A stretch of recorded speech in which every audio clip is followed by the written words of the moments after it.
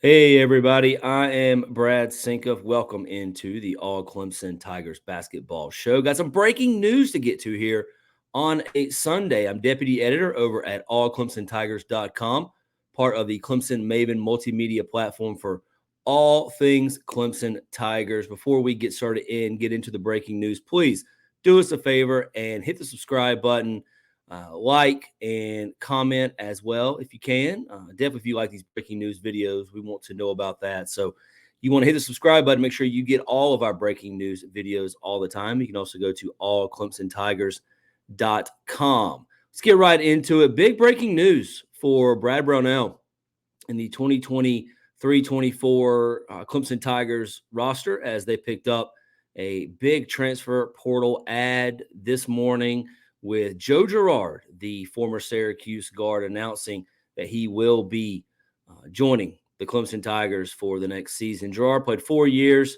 over at Syracuse. He has that 1 year of eligibility left, decided to enter the transfer portal, and I guess it'll be a grad transfer and use it with the Tigers. Averaged double digits 3 of the 4 years that he spent with Jim Boeheim and the Orange. Averaged 16.4 points per game this past season. That was sixth best in the ACC. Also dished out 3 assists per game and shot a career high 40.3% from the field. Girard is a three-point specialist. He hit 38.1% of his threes a season ago. Had the third in the ACC for three-pointers made per game, and shot 40% from behind the arc in the 2021-22 season a couple of years ago when he averaged 13.8 points per game. Also a really good free throw shooter. Shot 86% from the free throw line last year. That was third best in the ACC, and he's starting to give Clemson a big offensive boost here for the 2023-24 season. He chose the Tigers over a different Tigers. It was down to Clemson and LSU. He had entered the transfer portal a few weeks back, decided to leave the Syracuse program. You know, they got some changes there. Jim Boeheim, the longtime head coach, stepped down back during the end of the season.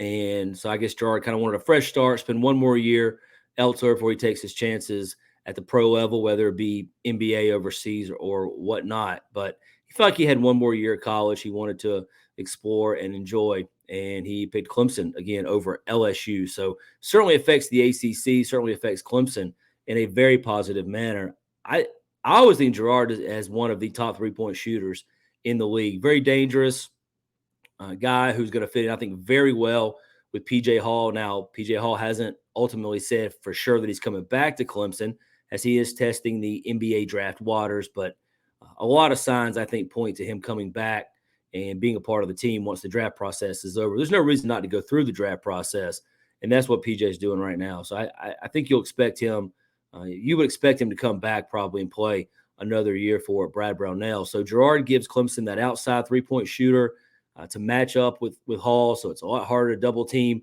Hall. You can line those guys up on the same side of the court. You can do some different things offensively with a shooter like that, and he certainly helps replace some lost production. And I think that's the big storyline here for Clemson, is that you think about the guys they lost. Hunter Tyson was a stalwart of this program, an anchor in this program. Brevin Galloway, both of those guys from this past season are gone. You replace a lot of their production with what they've done through the transfer portal by adding Joe Girard.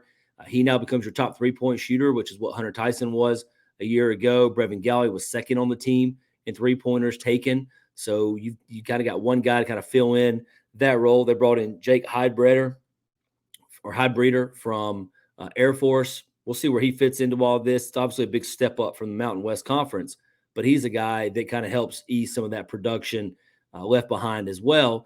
And then they also brought in Jack Clark from North Carolina State, a 6'8" guy, rangy, long, can defend on the wing, and can rebound. So he's going to help. He's not going to be quite Hunter Tyson in terms of giving you 10, 11 rebounds a game, but he's a guy who can give you 6, 7 rebounds a game, as well as contribute offensively. He's averaged double figures in one of his 3 years or 4 years in NC State. And then the other 3, he was right there knocking on the door of double digits. So you can get 9, 10, 11 points out of him a game. And then you add in also the addition of Boss Lida from UNC Greensboro. He replaces Ben Middlebrooks, who transferred out several weeks ago, right when Jack Clark kind of came in. They did a little swap there at NC State. Middlebrooks goes to Raleigh, and Clark comes to Clemson. So now you got your backup for PJ Hall. So Brad Brownell replaces a lot of his production with productive, experienced players, and I think this bodes very well for the upcoming season. Obviously, Clemson sold Girard on the ability to come in and be the guy in terms of the backcourt offensive scoring capability here, opportunity for him to hit a lot of threes. You've got Chase Hunter coming back for Brad Brownell. That's a guy who you think takes a step up, becomes more of an offensive threat at that point guard position. He just, he was injured a little bit last year, and he had some games where he was just trying to kind of figure out his role as a point guard. I think you'll see a much comfortable Chase Hunter, Dylan Hunter backing him up, his younger brother. So Clemson's got a pretty good backcourt now. I really like the addition of Joe Girard and what he brings. I just think it's going to allow for better floor spacing because teams already know Girard. I mean, that's actually, I think, a positive for the Tigers is that teams realize that Girard can shoot. They know it. They got a scouting report on him. And a lot of these ACC teams faced him for the last 4 years.